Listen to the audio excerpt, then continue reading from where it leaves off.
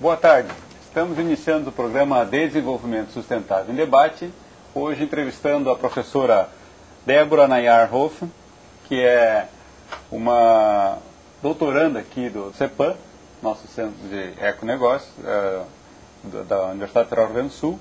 Mas a Débora ela é graduada em Ciências Econômicas, com especialização em Qualidade Total, mestre em Economia pela Federal de Santa Catarina e também tem uma experiência profissional em vivência em empresa, aí, onde trabalhou como supervisora de expedição e planejamento da produção na Klabin.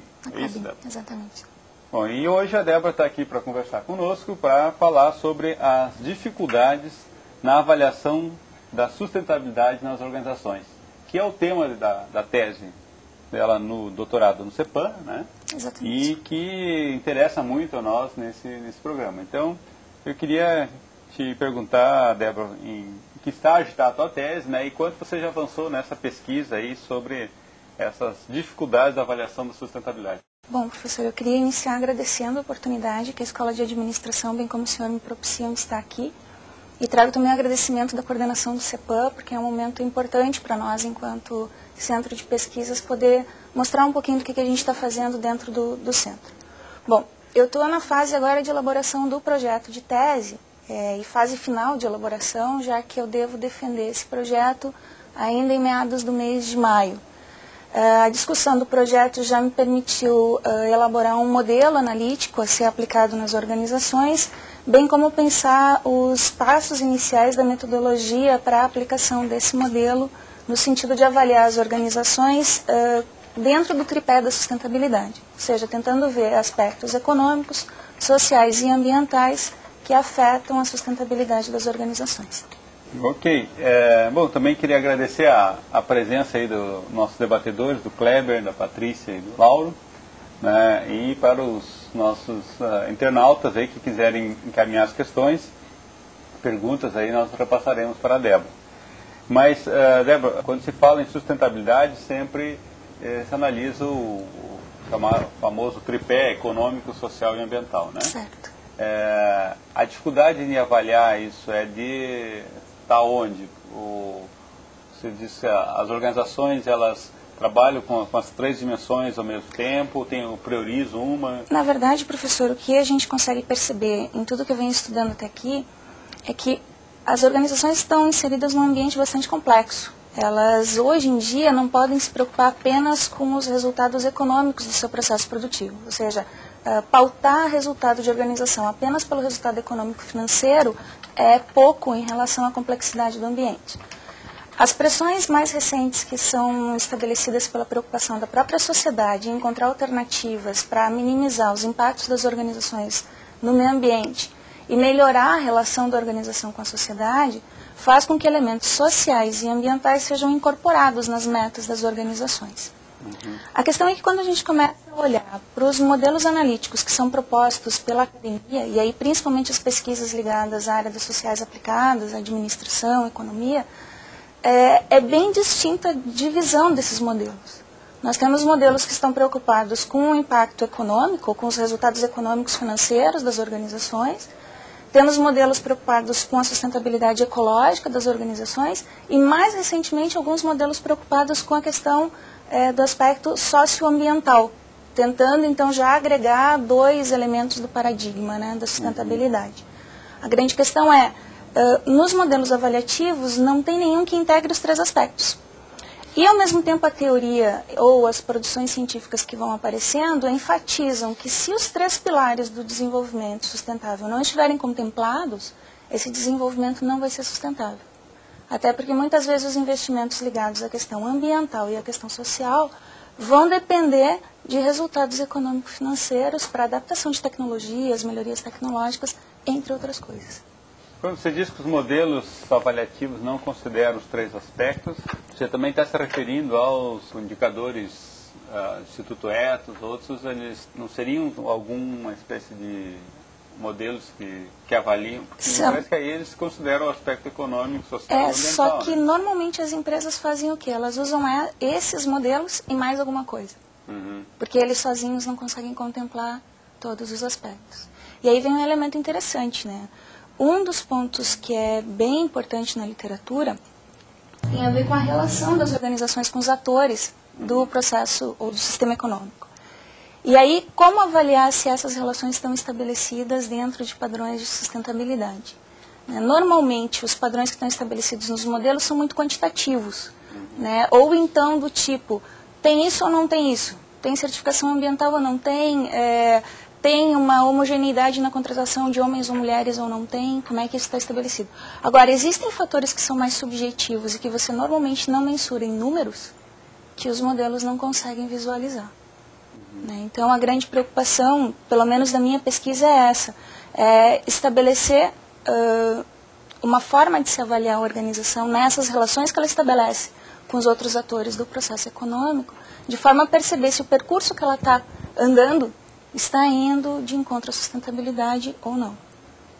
Quais são as suas hipóteses hoje de construir esse modelo? Como é que você imagina, ou que elementos vão constar desse elemento? Bom, desse modelo? O modelo, eu estou partindo de uma proposta que foi feita em 1995 por dois autores norte-americanos, o Sterk e o Heinz. E eles, na época, propõem um modelo para avaliação das relações das organizações com os outros atores do sistema econômico apenas na questão ambiental. Tanto que eles chamam de características das organizações ecossustentáveis. Então, o enfoque é bem específico para o meio ambiente. Eu busco, então, na literatura mais recente, suporte para estabelecer padrões de relacionamento também para o enfoque econômico e para o enfoque social, para complementar esse modelo.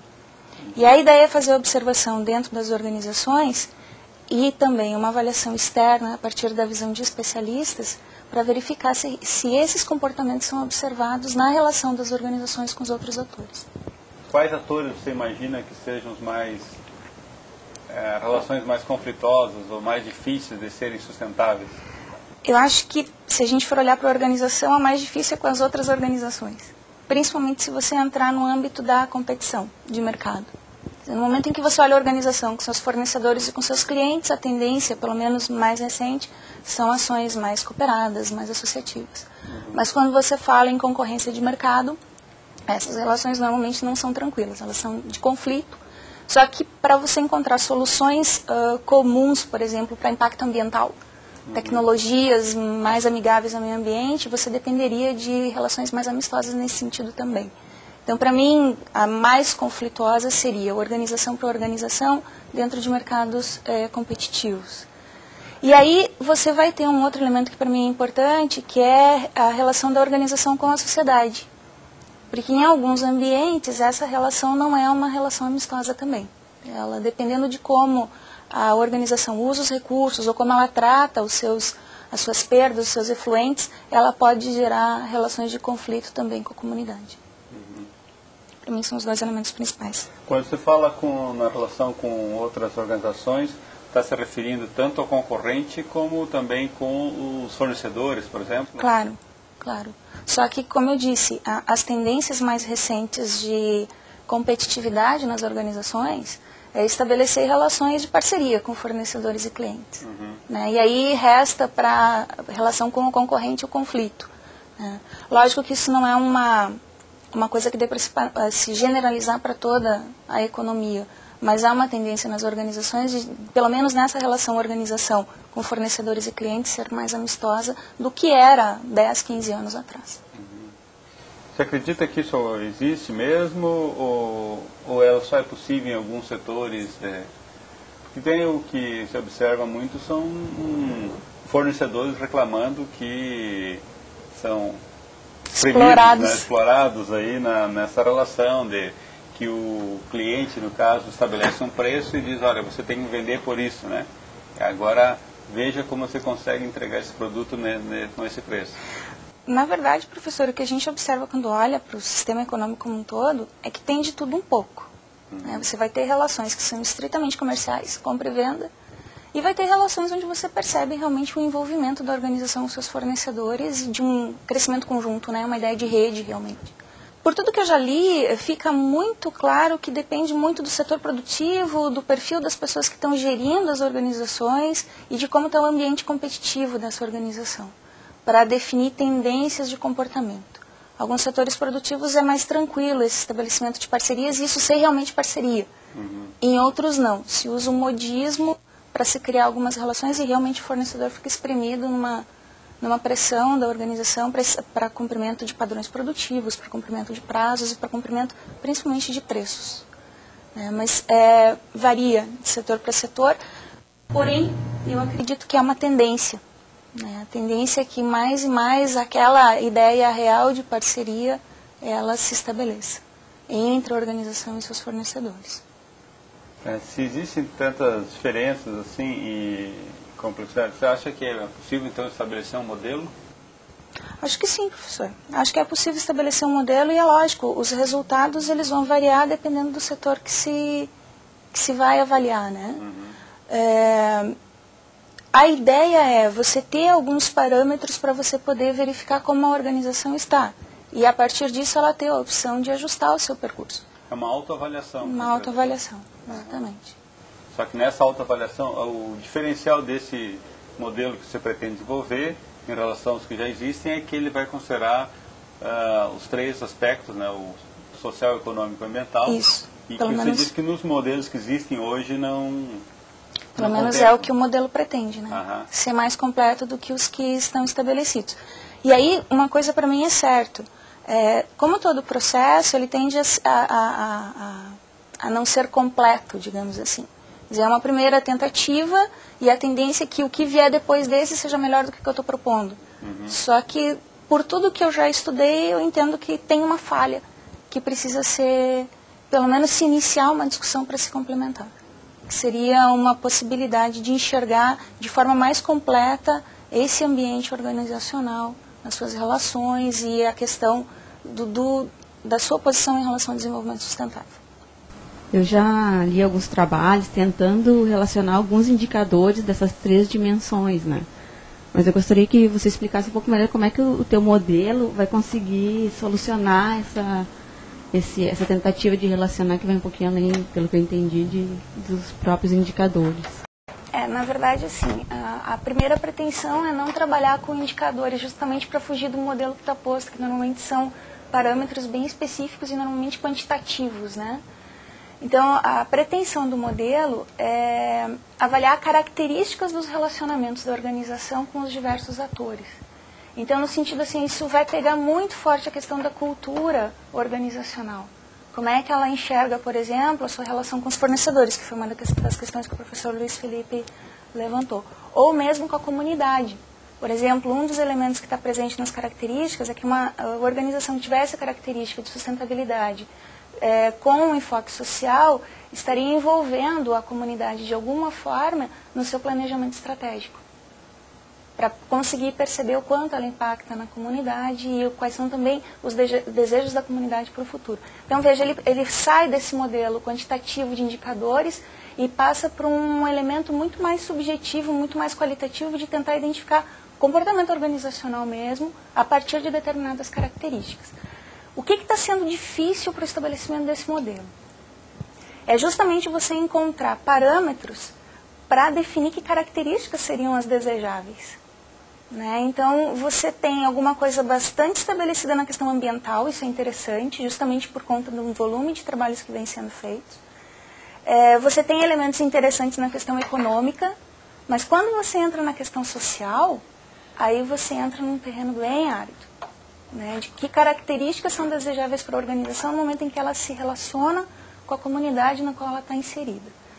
Lógico, vem uma dificuldade do próprio pesquisador. Eu não posso, por minha conta e risco, estabelecer aquilo que eu acho, enquanto Débora, sendo o ideal.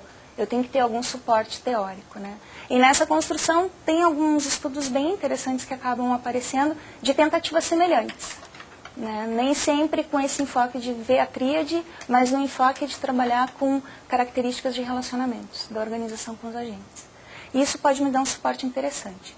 Meu grande receio é justamente no momento de ter os dados na mão, a forma como você vai analisar isso. Porque o volume de informações vai ser um volume de informações bastante consistente, em questão de volume mesmo, e como você apresentar para enxergar duas coisas que são importantes. Primeiro, como é que está o equilíbrio entre os pilares?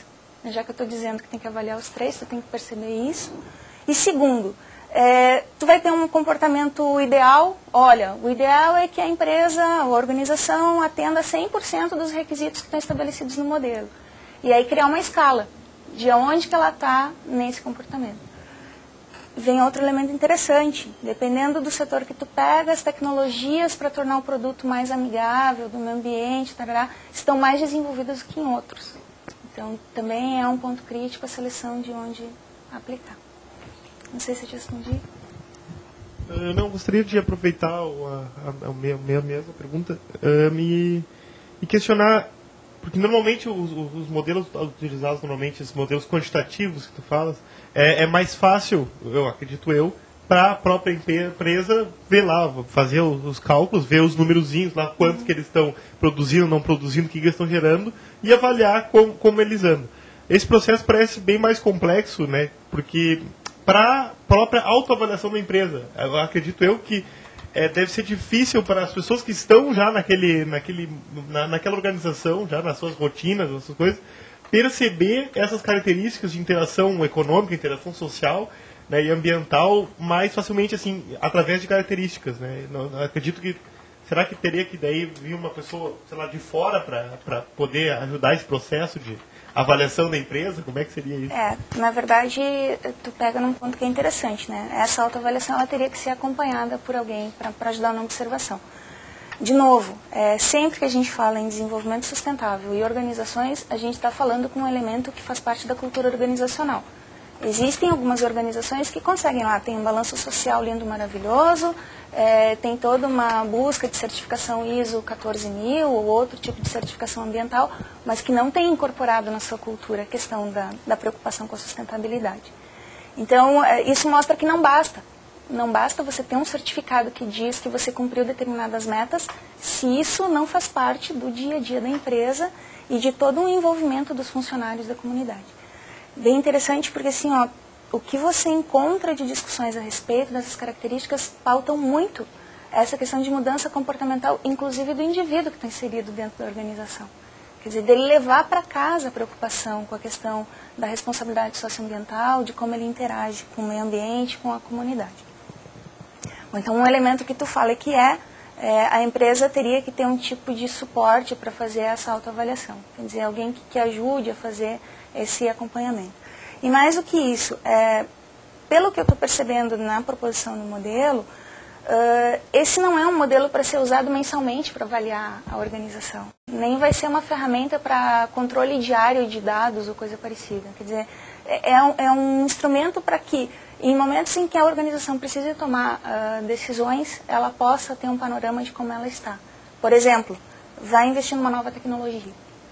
Bom, que impacto isso vai ter economicamente, ambientalmente, socialmente? O que isso modifica as relações que eu tenho com os meus fornecedores e com a minha comunidade? De novo, um exemplo dentro do modelo que está estabelecido é que, assim, por conta da responsabilidade social, a organização deveria priorizar fornecedores de âmbito local ou regional, para ajudar nos efeitos de influência do desenvolvimento econômico mesmo do processo. A gente sabe que para algumas coisas isso é quase impossível, mas no momento em que ela decide trocar de fornecedor, seria um elemento para levar em consideração na decisão. Se o fornecedor novo vai ser um fornecedor local ou não, ou que tipo de impacto ela vai ocasionar na comunidade pelo fato de deixar de comprar ou de negociar com aquele fornecedor. Tá? Então muda o escopo. Como eu disse, eu não estou pensando num modelo que seja para ser usado diariamente pela organização, mas é para você, de tempos em tempos, poder tirar uma radiografia de como ela está em relação a esse paradigma. Eu acho que a proposta que você está mostrando para a gente é bem interessante, né? Uma série de aspectos, principalmente porque a gente sabe que existem algumas limitações, né, grandes ainda nesses modelos de quantificação. Acho que falta muito ainda, até a proposta do Stark Brands vai muito nessa direção de tentar ampliar a visão do que seria sustentabilidade, né, pelo lado conceitual, pelo lado teórico, né? Os autores mesmo colocam que deixam indicado uma série de ações que têm que ser feitas ainda para conseguir colocar isso em prática. Né? Exatamente. Mas o que eu gostaria de entender melhor da sua proposta é se você realmente tem alguma coisa contra o quantificado ou é apenas uma posição que você está estabelecendo momentânea. Eu queria entender melhor por que não quantificar. Na verdade, eu não tenho nada contra a quantificação.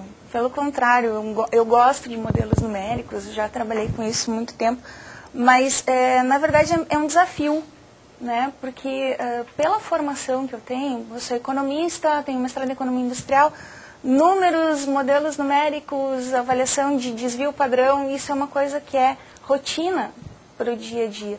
Trabalhando em planejamento de produção de uma fábrica de papel também, né, tudo é quantificado, são objetivos numéricos. E para mim é um desafio trabalhar num outro viés, né? E é um desafio que o próprio programa de pós-graduação, ele pede que a gente aceite, no sentido que a gente tenta trabalhar interdisciplinarmente, né, e com uma construção mais complexa do que aquelas que a gente vem trabalhando no dia a dia.